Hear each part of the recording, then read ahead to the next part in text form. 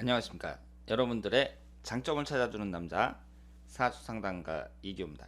이기호의 자녀분들에 대한 진로, 적성에 관련된 분석이 되겠습니다. 오늘은 중학교 2학년 15살 된 남학생이 되겠습니다. 이 학생이 학교 공부는 한 중간 정도 하고요. 컴퓨터 게임 같은 걸 좋아한다고 합니다. 고등학교를 가야 되는데 부모님 입장에서는 공고로 보내야 될지 인문계로 보내야 될지 고민이라고 합니다. 게임도 좋아하고 손으로 이렇게 만지고 이런 걸 좋아한다고 해요. 키도 180 정도 되고 아주 잘생겼다고 합니다. 그러면 이 학생의 사주를 한번 보도록 하겠습니다. 현재 병술년, 경자월, 을해일, 병자시 이런 구성을 갖고 있습니다. 우리가 사주를 분석할 때에는 제가 항상 말씀을 드리지만 음양, 오행의 구성을 보고 분석하는 거예요.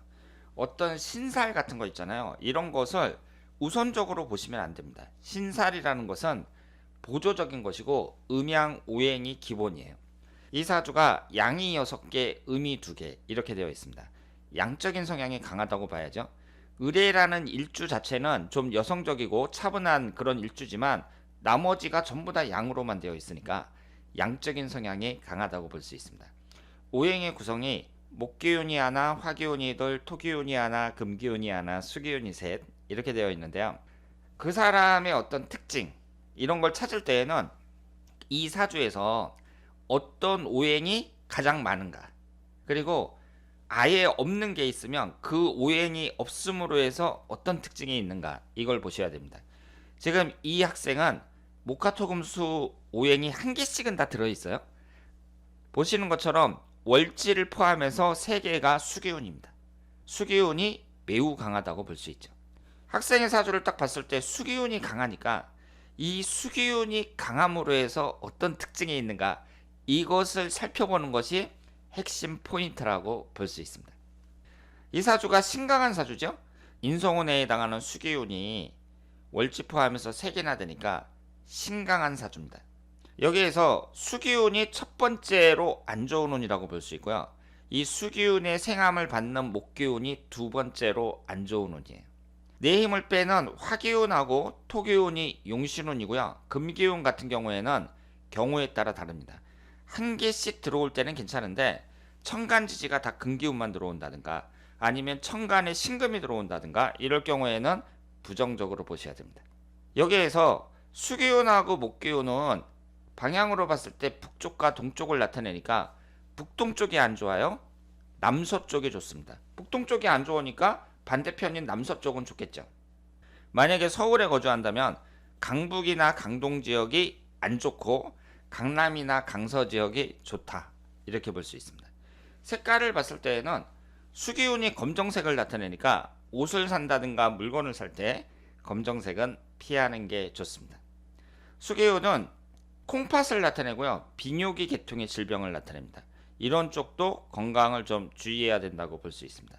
아무래도 건강을 볼 때에는 천간지지 충할 때 이럴 때를 보는데 48세서부터 57세 이때가 건강관리를 좀 신경을 써야 된다 이렇게 볼 수 있습니다. 여기에서 인성운이 강하니까 제가 말씀드릴 수 있는 것은 인성운이 뭐예요? 학문운을 나타냅니다.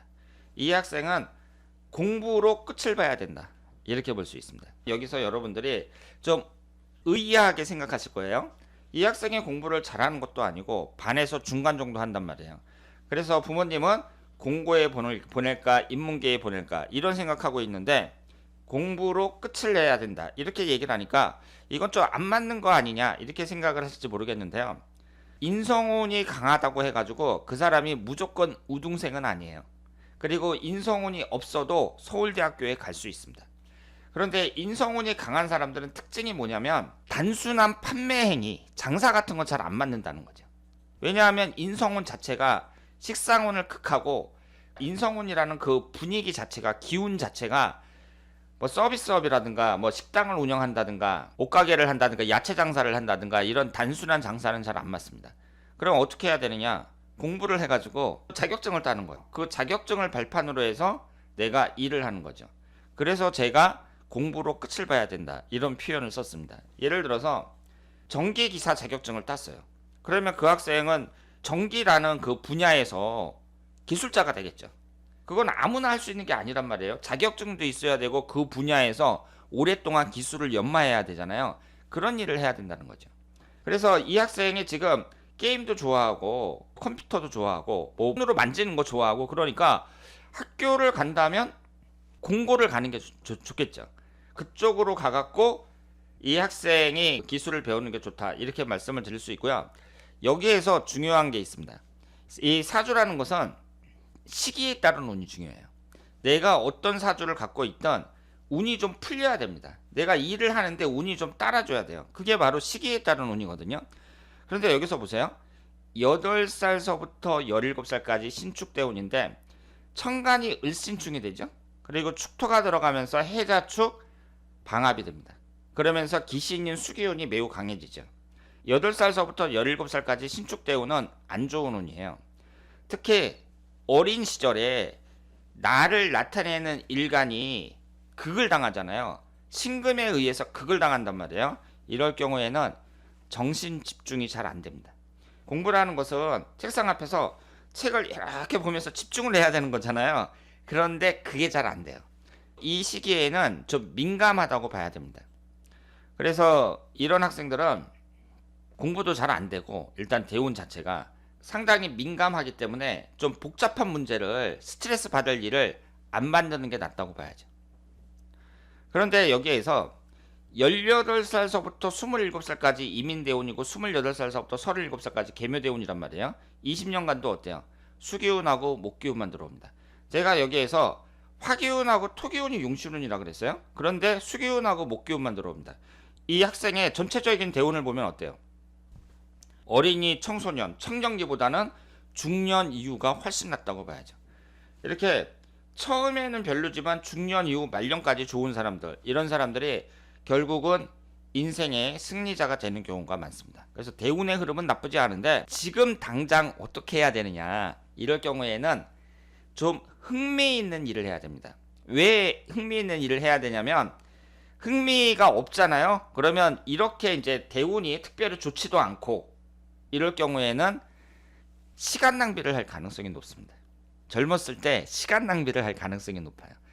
공부도 제대로 안 하고 그리고 딴 생각만 하고 중요한 것은 추진력이 떨어져요. 어떤 한 가지를 꾸준히 못합니다.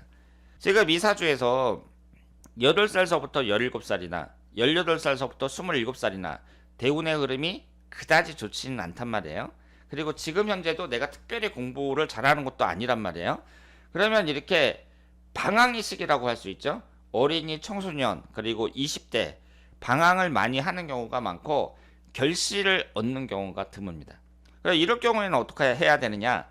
내가 흥미를 느끼고 있는 분야. 이 학생이 게임을 좋아하잖아요. 그럼 너 게임 좋아하니까 너 컴퓨터 쪽에 한번 공부를 해봐. 아니면은 컴퓨터 그래픽이나 뭐 이런 거 어떠냐? 이렇게 소개해 줄 수가 있고, 그리고 손으로 뭘 만지는 것도 좋아한다고 하니까 전기 쪽이라든가 이런 쪽으로 추천을 할 수가 있죠. 그래서 그 학생이 마치 놀듯이 게임하듯이 이렇게 재미를 느끼면서 할 수 있는 일, 그 학생이 이제 자기가 하는 일에 있어서 흥미를 느끼도록 하는 것이 중요하다고 볼 수 있습니다.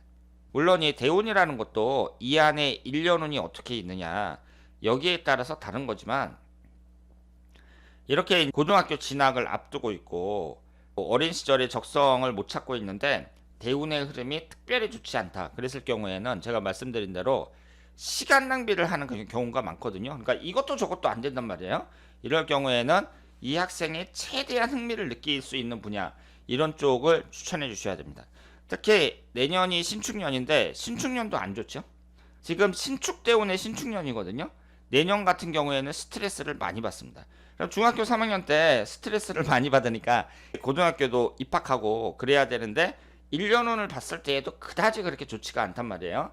그래서 이럴 경우에는 그 아드님한테 너무 큰 기대를 하지 말고, 아드님이 지금 착하고 나쁜 길로는 나가지 않는데 스트레스를 받는다는 얘기는 더욱 민감해진다는 얘기거든요. 아드님한테 뭐 공부에 대한 강요라든가 이런 걸 하지 않으면서 그 넓은 마음을 가질 수 있도록, 마음을 편안하게 가질 수 있도록 내가 좋아하는 일, 그런 일을 찾아서 청소년, 20대 청년기를 보낼 수 있도록 부모님이 도와주셔야 된다. 이렇게 말씀을 드리겠습니다. 그래서 18살서부터 27살까지는 이민대운인데, 이민대운이 기신운이라고 하더라도 임목이 들어가면서 지지가 인해합이 되고, 그러면서 역마살이 강해지잖아요. 18살서부터 27살까지는 지금보다 더욱더 역동적으로 생활을 하면서 이제 나이도 젊고 역마살도 강하게 들어오니까 뭐 외국에 나가서 공부를 한다든가 어학연수를 갔다 온다든가 뭐 이런 일도 충분히 가능하다, 이렇게 말씀을 드리겠습니다. 그리고 월운을 봤을 때에는요, 2021년 1월달 기축월서부터 12월달 경자월까지 이렇게 쭉 나와 있는데, 월운을 볼 때에는 지금 이 사주가 수기운이 강하니까 수기운이 강하게 들어오는 때, 그러면 내년 12월달이 별로라고 봐야죠. 그리고 다음 달이 기축월인데 축토가 들어올 때 해자축으로 수기운이 강해진단 말이에요. 그래서 내년 같은 경우에는 1월달, 12월달 이럴 때를 좀 주의해야 된다, 이렇게 말씀을 드리겠습니다. 자, 그러면 오늘 중학교 2학년 남학생에 대한 진로 적성에 관련된 영상이었습니다. 대단히 감사합니다.